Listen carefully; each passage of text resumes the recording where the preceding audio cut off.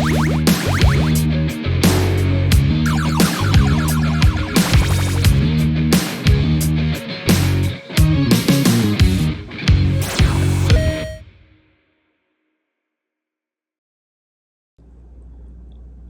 welcome back to the Retro Basement Arcade. Today we're going to be taking a look at the 2-in-1 feature of the Xtreme Gaming Cabinets Premium Virtual Pinball Machine.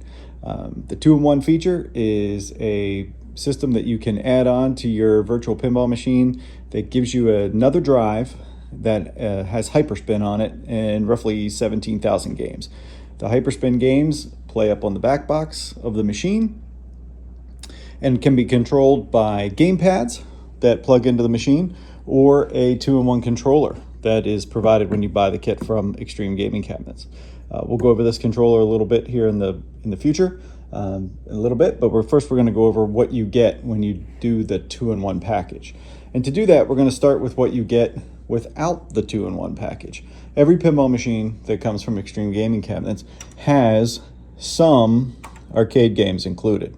Now, on the wheel, these arcade games play on the playfield screen, and there is roughly 75 games I think that are included, and they're mostly vertical classics. Some great games here: Aero Fighter, Airwolf. Bad Dudes is not vertical, but it's plays pretty good. Let's see here: Dig Dug, classic, love Dig Dug. Donkey Kong, Donkey Kong 3, Donkey Kong Jr. These games play on the actual playfield screen, and you can play them without buying the 2-in-1 system. Every machine gets these. All you need to do is hook up some controllers to your system. Now let's talk about that for a minute. When I say hook up controllers to your system, you do need the older style Xbox controllers. This controller that I have here is a Logitech brand Xbox controller. And it's still not perfect for working with the system. It will work, and I'll show this here in a minute. But one of the things you're missing is the ability to tell which player number you are. The older Xbox controllers have a silver circle with an X on it, and around that circle they have green lighting in numbers 1, 2, 3, and 4. And depending on which of those green lights are lit up, you can tell which controller you have, controller 1, 2, 3, or 4. That really becomes important with the 2-in-1 system if you want to play 4-player games. The Simpsons, X-Men, some of those classic arcade games that are 4-player, NBA Jam, NFL Blitz, those type of things. With the 2-in-1 system, you have the ability to hook up 4 of the joypads, or you can hook up the 2-in-1 controller that comes with the system, and 2 Xbox controllers for player 3 and player 4. To do that, when you get a 2-in-1 system, they also give you extra USB ports. So there's 2 USB ports down here on the right side of the cabinet, and then there are 2 USB ports down here on the left side of the cabinet so that you have enough ports to plug in. So what we're going to do is I'm going to start with the controller, and we're going to show just using the controller with the do a little bit of gameplay with just the screen on the playfield screen with the 75 games that come included with the system to kind of show that off a little bit. So let me get my camera mounted and we'll get back.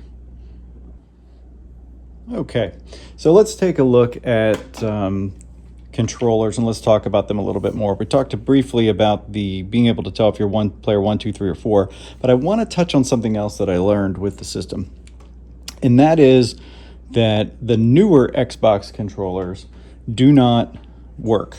Let me go over one. I have one here, what I'm talking about. If you go buy a newer wired Xbox controller, it's actually a USB-C cable, or not USB-C, but a micro USB cable rather, and it will not function with the system. In fact, when I plugged this in to any of the USB ports, and I tried them all to see what was going on, not only was this controller not recognize and not function, but then when I plugged in a controller that I knew was working, or the included 2-in-1 control panel, the system didn't see it or recognize it either. I had to reboot the machine in order to get the joystick or the 2-in-1 control panel to function. So let's talk about this. I guess we got off of the arcade games here. Let me go back. And I have the volume all the way down here, so I'll turn that up in a second. But we're going to go into the arcade game wheel, and we're going to find a game. Let's go, 1942 is fine. So we press the Fire Select Punch It button to load the game. It takes a couple seconds to load. And on a controller, we'll need to do things like add credits. Now to add a credit, you're going to use the back button on the controller, and that will add a credit for you. And to start the game, you're going to press the start button. Now on the controller, green is A and B. And you can use the D-pad or you can use the direction stick. And it's pretty cool playing these classic games on such a big screen. I'm not claiming to be super good at this. Yep. Kind of hard to talk and play at the same time.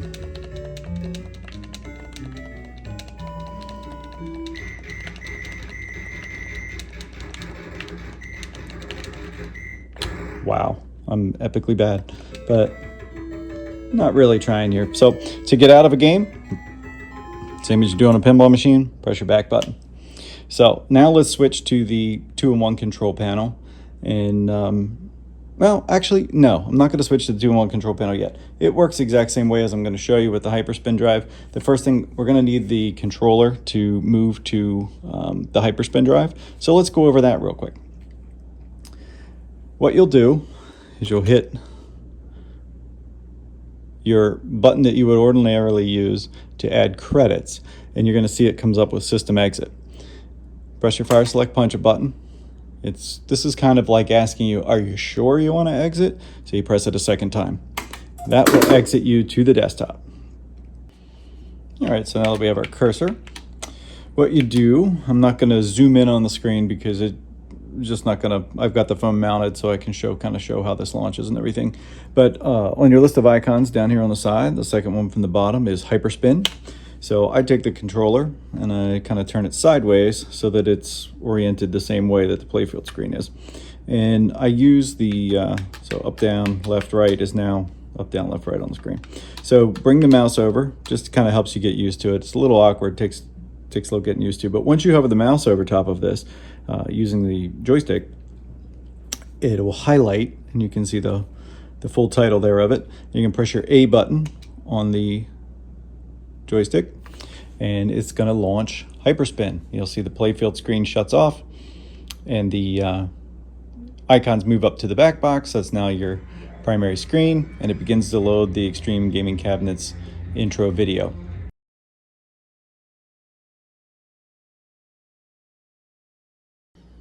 Okay, sorry, have to interrupt the existing video because I missed a piece. Due to takes and retakes of things where I've messed up speaking or something, I start to refilm, I actually missed a step in the video. So when you are switching from the pinball system over to the Hyperspin drive, there's one thing you need to do before you launch Hyperspin, and that is you want to open up the coin doors, the coin door here, and the two amplifiers that are inside the system. Hold on, let's see here. Yep, so the two amps that are in the system, you're going to want to turn these off. This turns off the shaker, the bass shaker back there, and the tactile feedback speakers. You do not want that sound coming through. Just remember to turn them back on once you go back into pinball mode. If you mess up and forget to turn them off, you'll realize it real quick when you start because the sound is awful coming through there. But it does play through there when you're playing through Hyperspin. So now back to the main video, I guess. I don't know. We'll cut back in and edit this. But I wanted to show that because that is an important step of something you need to do before you double-click Hyperspin on the desktop and launch it on the back box.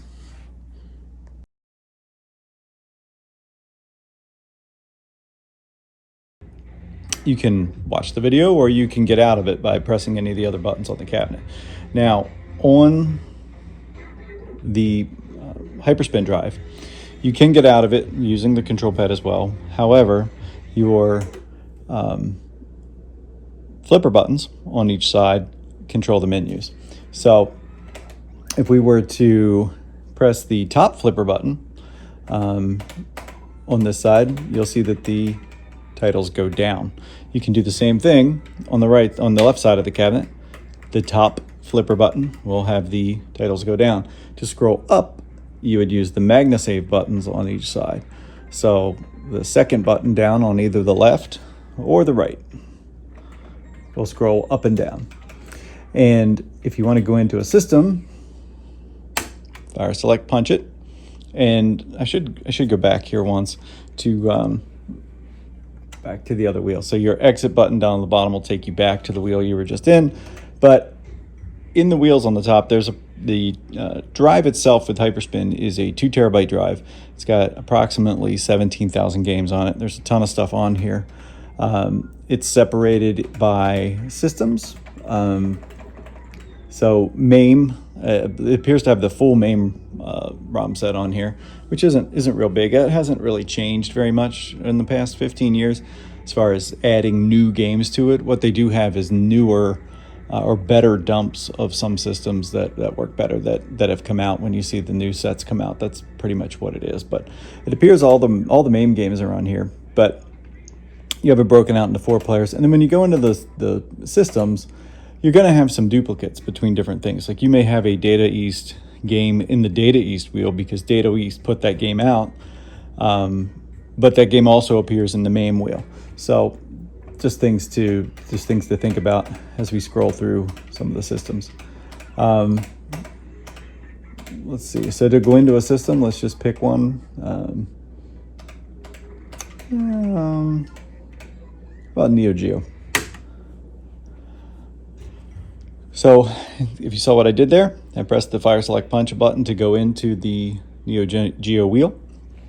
And then we use our buttons on the left and right to navigate up and down the between the games. And I'm a big Metal Slug fan, so let's go into Metal Slug. So hit the fire select punch button, give it a second for Metal Slug, and it'll load. Some nice bezels on the screen up there. And then we need to add credits to the system. So in order to add credit in the Hyperspin drive, you're going to use the same credit button that you use when playing pinball. It's not going to be the back button on the remote when you're using the Hyperspin drive. So we add some credits, and the start button is actually going to start the game. And then it's telling us A, B, C, and D. That's going to be a combination of A, B, and X, I believe. We'll find out here in a second.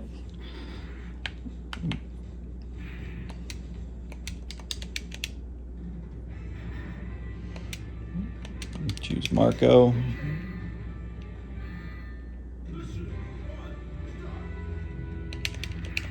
So the X button is fire, and the Y button on the top is jump.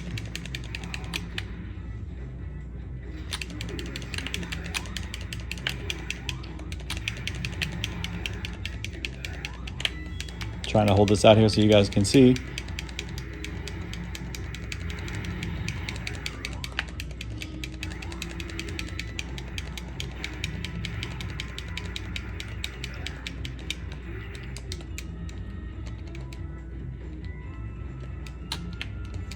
Yeah, can't go back. And I died. So to get out of a game, when you're done playing it, all you're going to do is hit the exit button, and this takes you back to the wheel that you were just in. Still in the Neo Geo wheel, where we can go back and forth. Or if we want to get out of the Neo Geo wheel and go to a different system, we're going to hit the escape button. Now, everything with this is the same as when we're using the 2-in-1 controller. We're going to switch to that in a few minutes. But remember that if you have 4 Xbox controllers, you can play 4-player games on the back box. Things like The Simpsons, Ninja Turtles, the X-Men, Captain America and the Avengers, Tons of great games. Cowboys of Moo Mesa, Sunset Riders, all phenomenal games. NFL Blitz, NBA Jam. Fun when you have a lot of people over playing 4 players. And I can tell you that I thought playing the games on the back box, it was going to be a little hokey, a little far away kind of a thing. It just more of a novelty than anything. But in reality, that's a fairly large screen in the back box. I think it's a 32-inch screen. And you're about as far away from it as you would be if you bought a pedestal arcade and hooked it up to a TV hanging on the wall. Now, of course, TV on the wall is probably going to be bigger than 32 inches, but it's actually really enjoyable. And it plays really well. The system runs smooth. Now, my machine has a Titan package in it, so it's like 32 gigs of RAM and a 3080 graphics card, which is total overkill for any of the games on this console. And in fact, with this 2 terabyte drive, I believe pretty much all of these games you could run on a Raspberry Pi, and they would run okay. Maybe not the Sega Saturn games if they're on here, but again, the system is overkill. Everything runs smooth as butter, and I found that it just works. So now what I'm going to do is I'm going to switch over and hook up the 2-in-1 control panel and kind of talk about that a little bit and do a review of that system. So hang tight, we'll be right back. Okay, we're back, and now we're going to take a look at the 2-in-1 add-on control panel from Xtreme Gaming Cabinets that goes with our premium virtual pin machine. So got it sitting over here on the air hockey table. By the way, this is my wife's air hockey table. If you may notice something cute about it, it's not a full-size air hockey. This is a 3/4 inch table, or 3/4 size table, not 3/4 inch. My wife is very small. She's only like 4'8". So we got her an air hockey table that is sized appropriately for her. She loves it, and the family spends a lot of time on this thing. So, but right now we're using it kind of as a workbench. Oh, and Lugnut's supervising. You can see Lugnut, my pit droid, is over there enjoying a tasty monster beverage, watching some television. So anyway, back to the 2-in-1 control panel. This is the add-on control panel. It used to be the 2-in-1 machines from Xtreme Gaming Cabinets had the screen. The controls would have been right across here, permanently with the cabinet. And the screen was pushed back a little bit, and instead of the matrix being on an angle, they would put the matrix flat back to the screen. So it would, and right now the matrix runs not as steep as the bar here. It's a little more like this. But what they used to do is, instead of having it on an angle, they would move it back flat, and that would gain them 3.5, 4 inches or so, that the screen would be moved back here. So the screen would be moved back, and those controls were permanently in the machine. When I ordered my machine, that's the way the 2-in-1s came. I didn't like that. I didn't like the look. If you guys have seen Terry Red's videos where he had the controls on there, I didn't like that. I just didn't care for it. This machine is primarily, for me, a virtual pinball machine. Real pinballs in the arcades don't have that. There were a few that had some metal arms up here with buttons for different things that came that way. They were very specialized pinballs in the real world, but don't ask me what they were now off the top of my head. But I didn't even like playing those in the arcades. So I didn't want that on the system. So I did not order a 2-in-1 system at the time. Didn't think about being able to plug in Xbox controllers to play the system. I just knew I didn't want those controls on the top of it. So in the process of waiting on my machine to be built, they made changes and upgrades to the 2-in-1 system and did away with those controls. That's no longer an option that they have. Now, when you order the 2-in-1 system, you get the 2-in-1 add-on control panel. And that is this little guy right here. So just some notes about the construction. It is much heavier than you think it would be.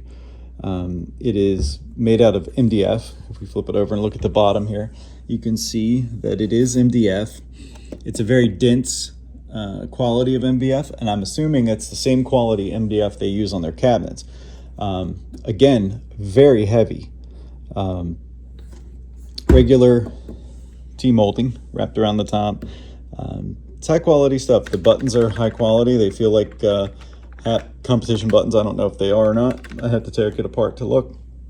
which I'll be doing in the second part of this video, or part 2, which is not going to be in this video, but this video is part 1. So anyway, part 2 that's coming up, we're going to do that. These are, I don't know if they're competition joysticks or not, but they are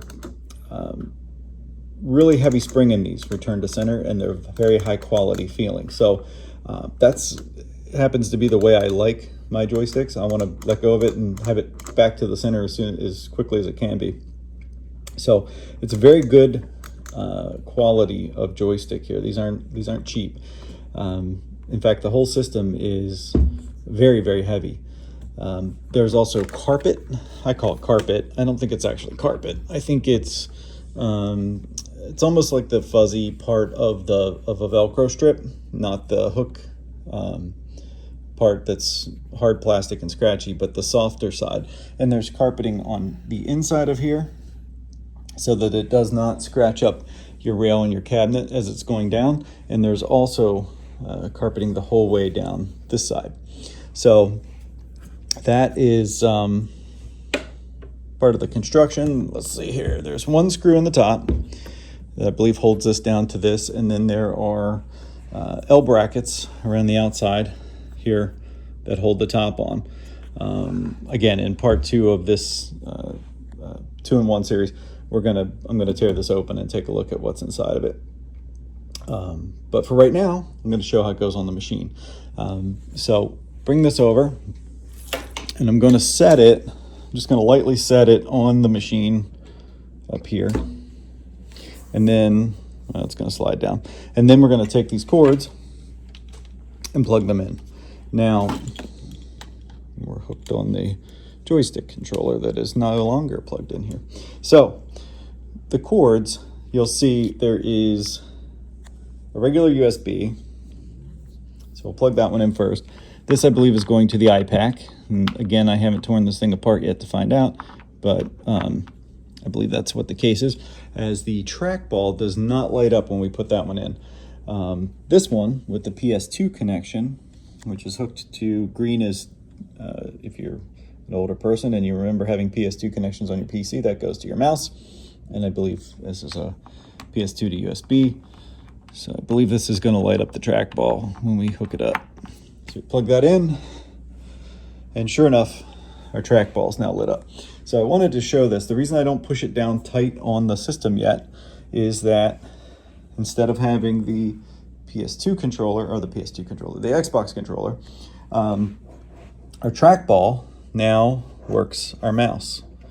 So, and of course I lost the mouse. There it is. So let's come over here. There we go. So just like starting Hyperspin with the joystick on the on our desktop, if we mouse over, get right over top of Hyperspin so that it shows highlighted, and I believe it's a select fire punch button, it's going to launch Hyperspin. So you see our icons have gone up on the back box, and the playfield screen has shut off. And I'm going to throw my camera here in the mount so that I can show you how the machine goes, or the control panel gets hooked down on the machine. So bear with me here a second while I mount up the phone so I can show you how this goes on. Try to get it in a way that gets most of the machine and not so much of me. Okay, so now what you do is you fit the control panel down over top of the machine and slide it right down to the plate here that holds our fire select punch button. Now when you do that, it is on here really strong. You moving these joysticks, you are not going to move this. In fact, you can see I'm not even moving the machine. I can literally take this and shake the whole cabinet and it's not going to come up. If you lift up on it, it's going to come up, but it's not going to move while you're playing. Just like with the joypad, we're going to get to our menus, select up and down using our flipper button and our MagnaSave button. The flipper button goes down, MagnaSave goes up, and it doesn't matter which side of the cabinet you're on, same thing. Flipper button goes down, MagnaSave button goes up. You select a wheel that you want to go into. We did Neo Geo before with the other joystick, so let's find something different. Let's find some kind of shoot 'em up. So we select it, go into that wheel. Did I do a shoot 'em up in the other one? I did. Let's go back. So use your exit button, go back a wheel. Let's do something else.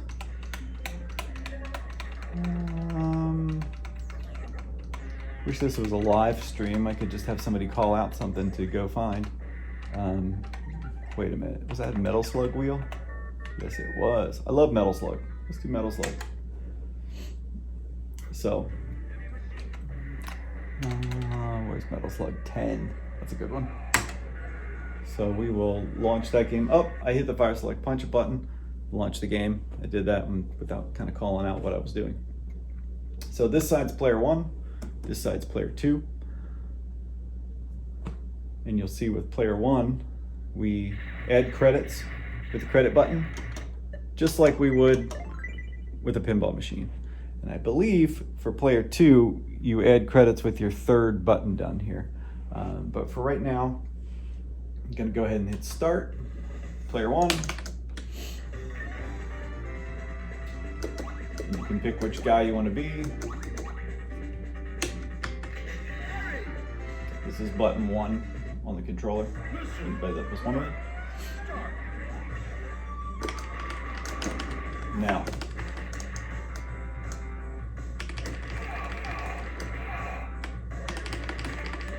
I'm not going to spend a whole bunch of time playing the game. It's pretty fun. Works well. You can see that the games do have bezels up here on the machine. Let's come around here a little better. So to zoom in there a little bit, there are bezels on the games. Every game I've tried so far has some type of bezel. This one is in tune to Metal Slug. Let's just kind of go in there and look. Oops, there we go. You'll see up here in the corner, it does say Metal Slug and the artwork's Metal Slug. Now, some of the bezels just say Xtreme Gaming Cabinets and they're more of a generic bezel, I guess if they didn't have one. I will say this, that Daryl is in the process of updating these drives. That is something that he's doing. I know the drives are being updated for the 2-in-1 pinball machines. And the reason I know that is he's mentioned that the drives will work with Sinden guns. Currently, my system does not work with the Sindens. So I've mentioned this in another video, but I'm going to be redoing this machine over here. It is going to have one of the Xtreme Gaming Cabinets arcade decks put on and turn this into a 4-player and replace it from being a 2-player. So in doing that, I ordered Sinden guns for that, and they did come. I have them here. These are part of what was ordered from Xtreme Gaming Cabinets, and the Sinden gun is here. I have hooked this gun up to the cabinet. It does not work. I also went in and looked and did not find the Sinden software actually on the machine. So from that perspective, with my 2-in-1 drive, the Sinden guns do not appear to work. Now, if I have that wrong, I'm sure that some of the people in the community will reach out and I'll revisit that in another video. So if I'm wrong about that and the Sinden software is on the machine and the guns are working with the version of drive that I have, then I'll come back and revisit that again. I do not believe that my version of the Hyperspin drive for my 2-in-1 does include the software for Sindens. However, Daryl at Xtreme Gaming Cabinets has said the Sinden guns will work, and I believe he's putting a lot of time into some upgrades with the all the drives, not just the 2-in-1 pinball machine, but adding launch box. I would not be surprised if he didn't add the launch box interface to the pinball instead of just Hyperspin. Don't know that he's going to do that, but it wouldn't surprise me since he's adding it to all the other arcade machines. So we're going to dive into that a lot more when I finally get the arcade deck that'll be replacing that machine. There'll be a whole series of videos on how I do that, how I modify my existing arcade cabinet to do that. So basically, my reviews of the 2-in-1 add-on panel. Again, I like it. I don't like the controls put onto the pinball machine. I like to be able to remove them, but I want my kids to be able to do that. And that is very simple. If I'm not here, the kids can absolutely, I can show them how to do this. They can attach the control panel and plug it in, and it'll work. I do have one thing that I'm gonna address in the next video.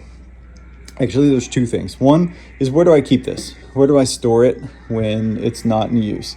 I plan to store it up under the machine, and in the next video I'm going to show you in part 2 of how I fabricate some hanging brackets that can go under the machine that this can just hang on. Got that designed already. Some of the things that have delayed some of these videos coming out, I was going to do this all in one video, and I said, decided to say, let's just do it in 2 parts so we can get a review out there of the Hyperspin stuff and the controller and show you guys how the gamepad works, as well as do a second part where I'm going to find a way to store this. You'll see me manufacture some brackets and attach them to the underside of the machine to hold this in such a way that it does not mess up the airflow. I'll go over that in video 2, but there's a lot of airflow into this cabinet, and there's a lot of heat generated by the components in here, especially with the Titan package. Having a 3080 RTX and the Asus monitor itself generates a tremendous amount of heat, so we don't want to mess up airflow under the cabinet. So I've got a way to do some brackets to hold this, keep it out of the way, but yet easily accessible. The other thing is, these sticks are 8-way sticks, and on the website when you order this, it says that they are HAP competition joysticks, 4-way, 8-way, or 2-way interchangeable. I believe the information on the website is a little bit outdated. I think that's a leftover remnant from when it was the older style 2-in-1. I know for a while Xtreme Gaming cabinets was using the like the Ultra sticks that you could pull up on and twist to move. In fact, that arcade right there is using them. They've just been switched out to ball tops. Let me show you since I'm here. So the sticks I'm talking about, take that off of there, are these. These have been switched out to ball tops, but if we flip this up and look under here, you'll see there is a lever that allows you to switch this from 4-way to 8-way.